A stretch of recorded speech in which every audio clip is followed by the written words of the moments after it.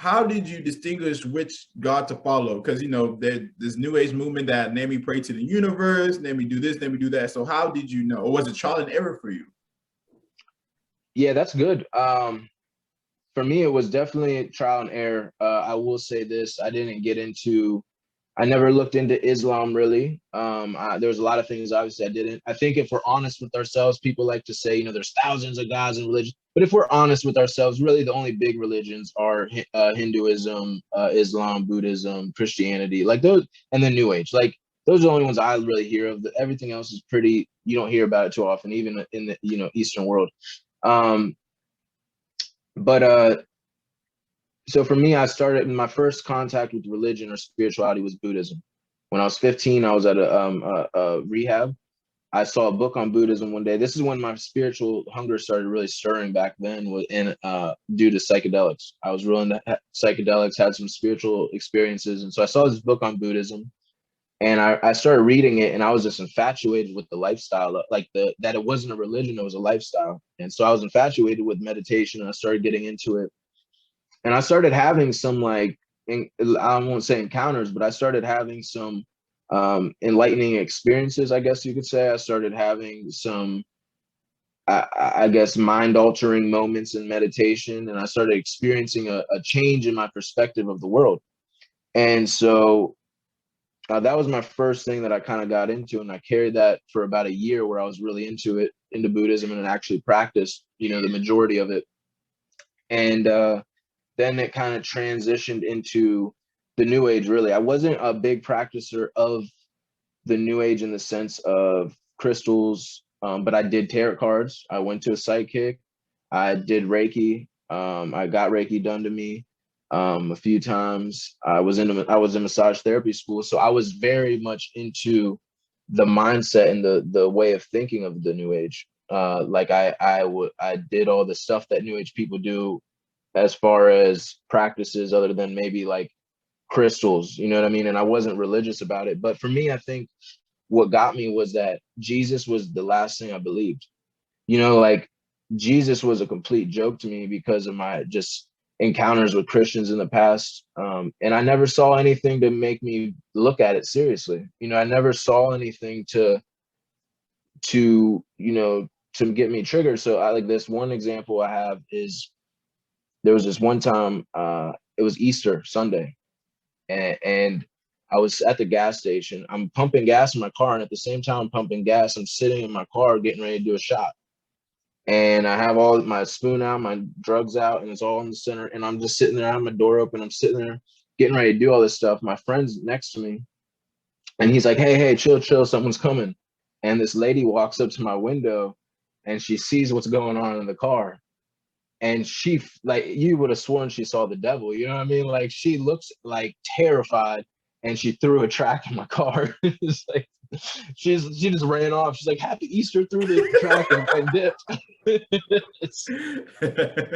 You know what I mean? And so, like, I guess like my perception was like, man, like, it showed me that like the darkness I'm living in is too strong for your God. Like what I'm dealing with is too powerful that your God don't even is scared of me. That's how I looked at it. Like, Wow. you know what I mean? And so so I thought Christianity was a joke. And so whenever I started calling on Jesus and he came, I mean, bro, it was like, this is not happening right now. Like, you are the last thing I wanted, like, thought was real. And you're showing up right now. And so I think it wasn't even a question. I just know, like, like when the King of Kings shows up, like, he doesn't need to say his name. Like, you just know, like, this is Jesus Christ. Like, and so for me, it was just, that was kind of it. It kind of trumped everything else I had dealt with. And I had called out to anything, like, hey, whoever's out there, come get my soul. You know what I mean? Like, that's where I was at. It's crazy though, because like when you put the counterfeit toward against the original always stand out. Because you know how they say, like, if FBI agents, they don't teach them how to spot counterfeits. They just tell them to look at the real thing over and over and over again. So I think sometimes we try to we try to look at the counterfeits like, oh, maybe the counterfeit is like the original. But when we look at the original, we like, man, there's no one that can trump Jesus. He's, like you said, the King of Kings and the Lord of the Lords. Like, at the name of Jesus, every knee must bow and every tongue shall confess. So it's crazy because like what I heard in New Age is like there's like this whole spirit guide, the spirit guide Jesus and all this other stuff, which is not the true Jesus. So it's crazy how they try to imitate Jesus, but Jesus is a person that is often imitated, but he's never duplicated because he's one of a kind. Like he's like everything is beneath his feet. So I just love how Jesus was the last on your list, but as soon as you start to seek him, he found you. You know what I mean? Yeah. Yes, sir. Yes, sir. Anything you want to add before we go to the next question? No, that's a really good point. That's kind of a topic I'm kind of praying about and really kind of been focusing on more, is just the counterfeit of New Age.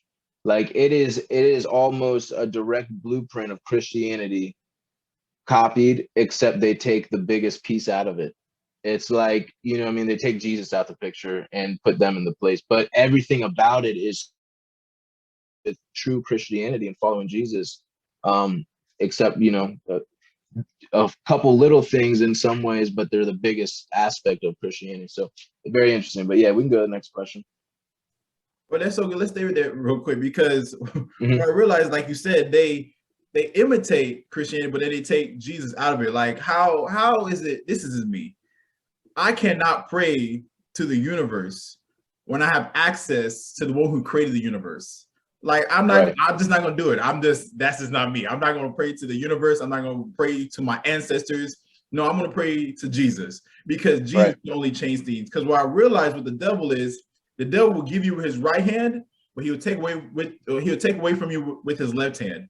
So I was like, let me serve the God who gives promises, who gives blessings without any toil, without any problems. Because what I've seen, because I've seen some testimonies, I've even had someone who practiced New Age, but now she's a follower of Jesus. That is all like, it's just fake. And this whole law of attraction, it happens. It's real. Law of attraction is real, but it's always a price you have to pay. Right, it's real power, and I always use this example when I talk to people. You know, I say, look, man, when you're a kid, you know, people teach you like, if someone's trying to kidnap you, what do? They offer you some candy. Like, if my goal is to take your soul, I don't mind giving you $100 here, a new car there. If my goal is to get you to the end of this road and you got to travel down this whole path, I'm gonna lure you with whatever I have, because at the end I'm taking something far more valuable. You know what I mean? And so you might got $1 million from your manifestation and from the, you know, the psychic or whatever, whatever you do, but you might have just cost your whole family's generation for the next 6 years. You know what I mean? Like 6 generations, like you curse everybody. You know what I mean? So yeah, for sure. Thank you for watching this video. If you want more content, subscribe over here and watch the next video over there. God bless you.